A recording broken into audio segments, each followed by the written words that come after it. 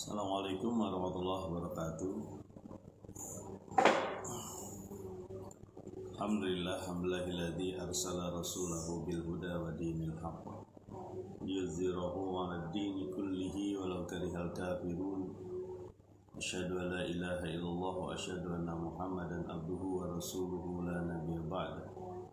Allahumma shalli wa sallim wa barik ala sayyidina Muhammadin wa ala alihi wa sahbihi ajma'in. Ayuhan nas ittaqullaha haqqa tuqatih wa la tamutunna illa wa antum muslimun. Shadaqallahu wa shadaqa rasul karim. Alhamdulillahi rabbil alamin. Jamaah kampung takwa dimanapun anda berada, kita sudah sampaikan masih di surat Fussilat. Kita lanjutkan lagi. Kita sudah sampaikan bagaimana Allah Subhanahu wa Ta'ala menyatakan tidak bisa kita bersembunyi dari kesaksian kulit, mata, dan anggota badan kita ya. Pada saat dimana ada kesaksian, ternyata mereka bisa mengemukakan kesaksian tersebut. Dan kita juga sempat menanyakan, ya nanti kenapa kamu bersaksi? Mungkin bukan kita, tapi orang-orang yang ingkar. Ya. Jadi orang-orang ini adalah orang-orang yang dibinasakan oleh Allah Subhanahu wa Ta'ala. Bahkan disebutkan, sabarlah kamu. Sabarnya di neraka, yaitu masalahnya sebagai tempat terburuk. Dan ketika mereka mengemukakan alasan, orang-orang yang ingkar, alasannya ditolak, tidak diterima. Mari kita lanjut di ayat yang ke-25 surat Fussilat. Ayat ke-25. Bismillahirrahmanirrahim.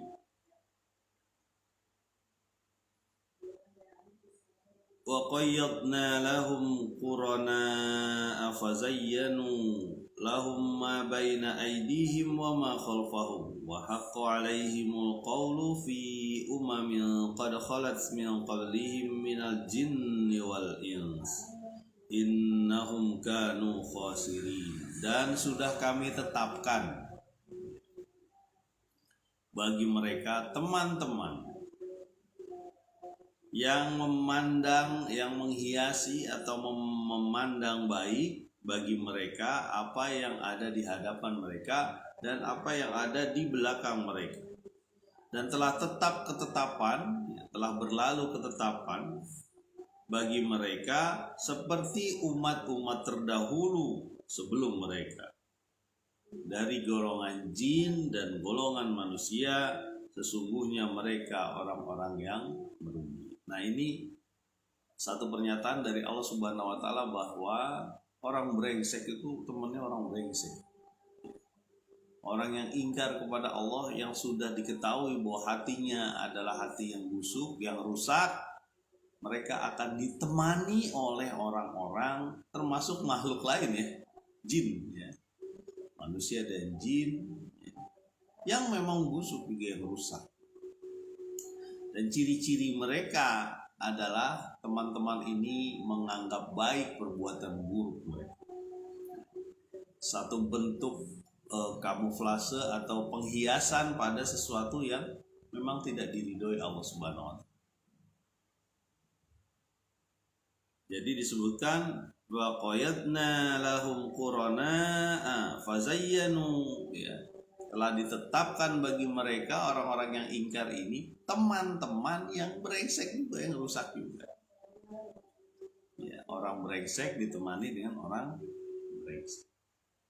Dan memang kata Nabi SAW, kita akan di akhirat bersama dengan orang yang kita cintai. Kalau kita mencintai orang-orang yang demikian, ya ketemunya begitu juga. Ini yang perlu kita ingat terhadap kawan. Karena bisa saja kawan itu membuat kita memandang baik perbuatan buruk kita. Kita memandang baik perbuatan buruk. Tapi sebagai manusia, ya sebagai orang yang beriman, kita nggak boleh menganggap semua orang akan berakhir dengan su'ul khotimah, enggak. Karena bisa saja ada pintu taubat ya. Kan memang pintu taubat itu tidak tertutup hingga nyawa sudah ada di kerongkong. Jika kita merasa punya kemampuan untuk mengajak mereka ngobrol, cerita-cerita misalnya, mengajak mereka menuju Allah Subhanahu wa taala, kembali kepada fitrah mereka bahwa Allah lah yang harus dikedepankan, yang diingat, kita bolehlah bergaul. Tapi kalau merasa gak kuat jangan, nanti ketarik-tarik ya. Wazayyanu lahum ma baina aydihim wa ma khalfahum. Mereka ini, teman-teman brengsek ini, membuat amal ataupun perbuatan-perbuatan mereka, perbuatan-perbuatan orang-orang yang ingkar ini baik, yang di depan atau yang di belakang mereka.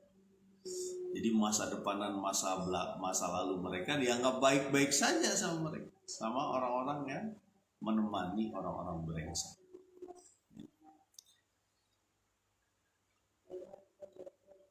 Wa haqqa 'alaihimul qawlu fi umamin qad khalat min qabli minal jinni wal ins, dan sudah berlakulah ketetapan pada mereka, perkataan mereka pada mereka atau ketetapan pada mereka seperti umat-umat terdahulu, umat-umat yang ditemani dengan jin dan manusia yang memang merusak.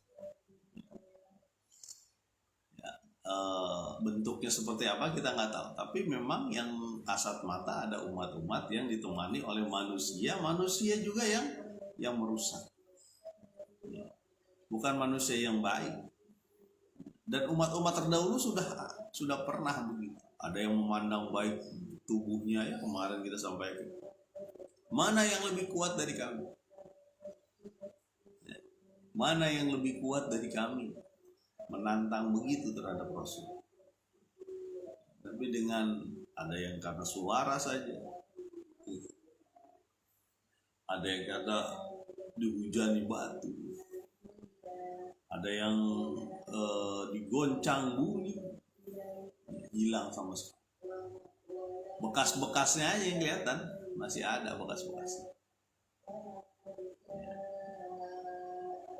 Jadi sudah berlaku ketetapan bagi mereka seperti umat-umat yang terdahulu. Sebenarnya ayat ini mengingatkan orang-orang Quraisy bahwa orang-orang terdahulu juga hebat-hebat, dan mereka ditemani dengan orang-orang yang brengsek. Lalu dihapus oleh Allah Subhanahu wa taala, dibinasakan. Jadi negeri-negeri yang dibinasakan oleh Allah Subhanahu wa taala. Orang-orang Quraisy mestinya enggak begitu gitu. Innahum kanu khasirin, sesungguhnya mereka orang-orang yang rugi. Orang-orang ini.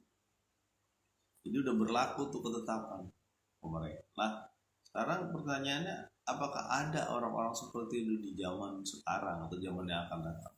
Selamanya juga ada. Orang-orang yang terpedaya oleh setan, orang-orang yang terpedaya oleh jin, orang-orang yang terpedaya oleh manusia. Alladzi yuwaswisu fi sudurin nas minal jinnati wan nas. Orang yang selalu ada yang selalu membisiki ke dalam hatinya, bisikan-bisikan yang menyesatkan. Dari mana? Minal jinnati wan nas, dari jin dan manusia. Ayat selanjutnya, ayat ke-26 surat Fussilat. Wa qala alladziina kafaru la tasma'u li hadzal qur'an walghaw fihim la'allakum taghlibun. Dan berkatalah orang-orang yang ingkar ini, orang-orang yang kafir ini, la tasma'u li hadzal qur'an, janganlah engkau mendengarkan secara sungguh-sungguh Al-Qur'an itu. Ya. Walghaw fihim, buatlah hiruk pikuk terhadapnya. La'allakum taghlibun, mudah-mudahan kamu semua akan dapat mengalahkan. Nah, ini satu bentuk apa? Bentuk permusuhan yang terus-menerus kepada Al-Quran. Orang-orang Quraisy ya waktu itu, dan mungkin ada orang-orang selanjutnya. Qala alladziina kafaru, ini kan orang-orang yang ingkar. Di sini tidak disebutkan orang-orang Quraisy, tidak, tapi orang-orang yang ingkar. Orang-orang yang ingkar sejak zaman Nabi Nuh juga ada, kira-kira begitu. Orang-orang yang mengejek para rasul. Apa yang mereka bilang? Wa qala alladziina kafaru la tasma'u li hadzal Qur'an. Jangan dengerin Al-Qur'an, jangan. Ya. Pemuka-pemuka ini biasanya pemuka-pemuka, pemimpin-pemimpin masyarakat yang brengsek nih. Karena mereka tidak mampu membendung kekuatan Al-Quran di dada mereka dan di dada para masyarakat mereka. Jadi mereka bilang udah jauhin aja. Atau bahasa lainnya jangan dengerin Al-Quran. Ya. Kalau perlu tutup, gak usah datang ke pengajian, kira-kira begitu. Nggak usah datang ke majelis-majelisnya Muhammad, nggak usah dengerin apa yang dikatakan teman-temannya Muhammad. Ya. Memang Al-Quran akan memisahkan orang-orang. Apa yang dipisahkan? Bisa saja anak dan bapaknya, bisa saja istri dan suaminya, tapi memisahkan dengan apa? Dengan tuntutan kepada Allah Subhanahu wa Ta'ala. Itu namanya Furqan. Furqan pembeda yang hak dan yang batil. Ketika manusia sudah tahu mana yang hak, dia akan memisahkan diri. Dia akan memisahkan diri. Ibarat air nggak pernah nyampur dengan minyak. Kenapa? Karena sudah tahu mana yang hak dan mana yang batil. Itulah yang terjadi bagi kawan-kawan Nabi waktu itu yang sampai disiksa oleh keluarganya, ya suruh balik lagi kepada agamanya yang dulu. Dan bisa saja antara suami dan istrinya jadi berpisah. Tapi ini bukan memecah persatuan, bukan. Tapi menunjukkan mana arah yang benar. Sehingga jadi beda. Makanya ada salah satu sahabat Nabi yang diprotes oleh ibunya karena masuk Islam dengan cara tidak makan berhari-hari sampai kurus kering. Lalu kata sahabat tersebut, walaupun dengan mungkin menahan gemuruh hatinya ya ibunya yang dia cintai, tidak makan berhari-hari protes karena anaknya masuk Islam. Apa yang dia bilang? Kalau ibu punya 100 nyawa dan nyawa itu keluar satu persatu, aku tidak akan mau meninggalkan diri. Oke. Jadi suasananya memang konfrontasinya tinggi sekali pada saat. Ya. Dan ketika ada orang yang membacakan Al-Quran, ada tokoh masyarakat situ yang jangan dengerin gitu.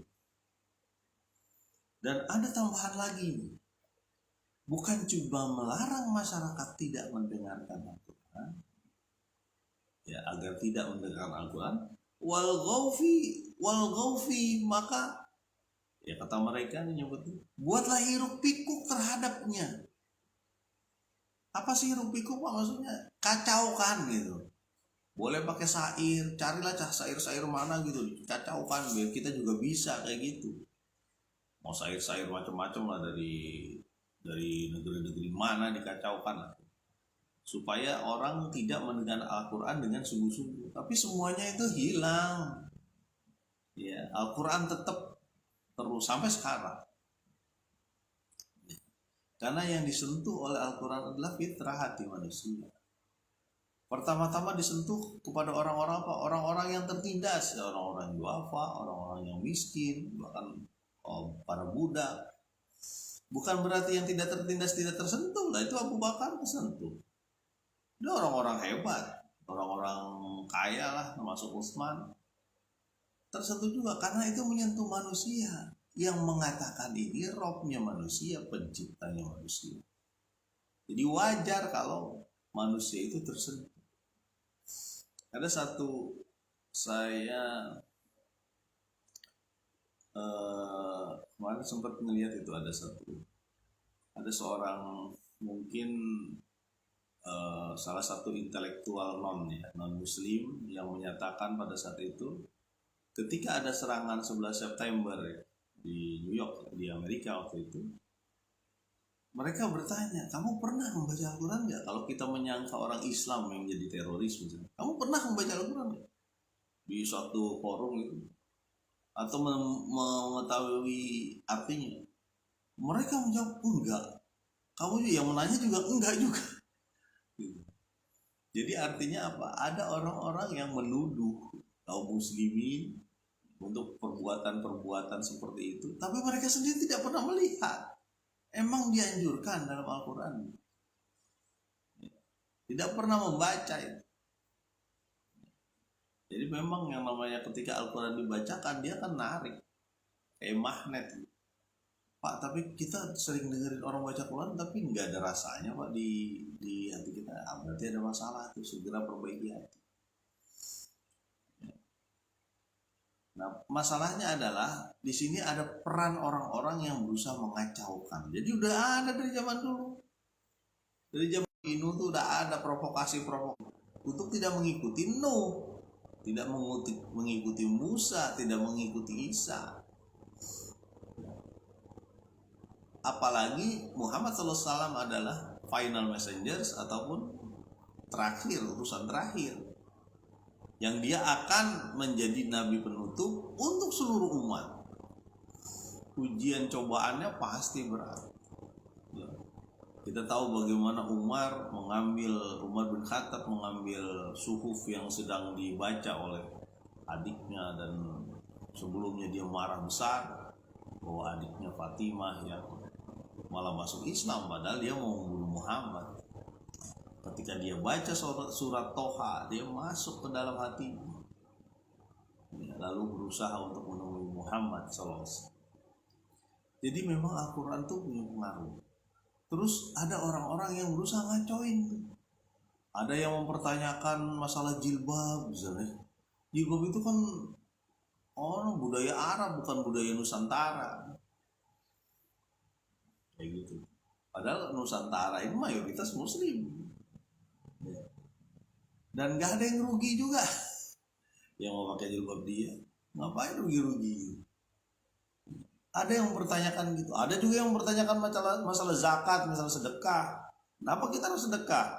Kita yang mengusahakan duitnya, kenapa harus kita berikan kepada orang lain? Ada yang seperti itu. Ada juga yang menggugat masalah waris dalam Islam misalnya. Kenapa anak laki sih yang dapat lebih banyak dibanding anak perempuan? Jadi kayak gitu banyak tuh. Dan mirip saja namanya wal ghafi. Buatlah hiruk pikuk. Ya. Kalau perlu buatlah semodel itu. Atau tuduhlah orang yang menyatakan itu, dituduh. Muhammad itu pernah dengar tuh cerita-cerita dulu tuh sama orang mana gitu.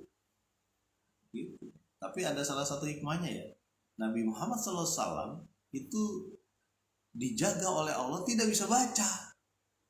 Ummi, tidak bisa baca dia. Coba kalau bisa baca, bisa nulis, orang pasti bilang, oh gampang itu ditulis sama Muhammad. Sampai akhir hayatnya dia tidak bisa baca. Jadi Nabi Muhammad SAW tidak bisa baca, sehingga yang turun ke dia sih memang wahyu dari Allah, bukan karangan dia. Nabiyil ummi, nabi yang ummi, tidak bisa baca. Al-Quran ini bukan karangan Nabi Muhammad. La'alakum taghlibun, kata mereka itu, buat kekacauan sehingga kamu bisa mengalahkan. Mengalahkan siapa? Mengalahkan Al-Quran dan orang yang membawanya. Jadi peperangan ini selalu terjadi selama ada Al-Quran. Selama ada wahyu yang menuntun kita manusia kepada Allah Subhanahu wa taala, selalu ada peperangan. Ya, kalau bahasa ulama itu ghazul fikr. Jadi perang terhadap pemikiran. Kita mungkin sekarang udah nggak perang fisik, kecuali kemarin tuh Ukraina sama Rusia ya, perang fisik, nggak tahu masih ada apa enggak. Tapi perang pemikiran tuh masuk, pemikiran yang rusak dimasukkan ke dalam televisi, ke dalam handphone, ke dalam bahkan dalam buku-buku pelajaran ya, kepada kaum muslimin ya. Nah, peperangan itu terus menerus, dan itu lebih jahat ya, lebih jahat, lebih pengaruhnya lebih hebat tuh, perang antara jahiliyah dan Islam sampai sekarang. Dan kita ketahui ada di media massa, media sosial ya. Kalau saya ngelihat satu postingan di YouTube atau di mana, di Facebook atau apa, itu komennya, apalagi postingan yang berhubungan dengan Al-Quran atau Islam misalnya, itu bawa komen itu macam-macam, ada yang berdebat di situ.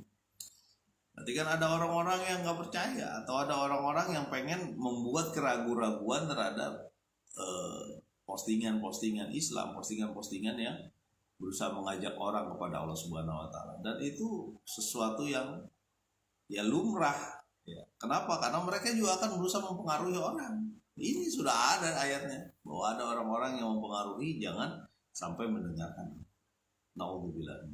Mudah-mudahan kita bukan termasuk orang-orang seperti itu. Subhanakallahumma wa bihamdika asyhadu an la ilaha illa anta astaghfiruka wa atubu ilaik. Assalamualaikum warahmatullahi wabarakatuh.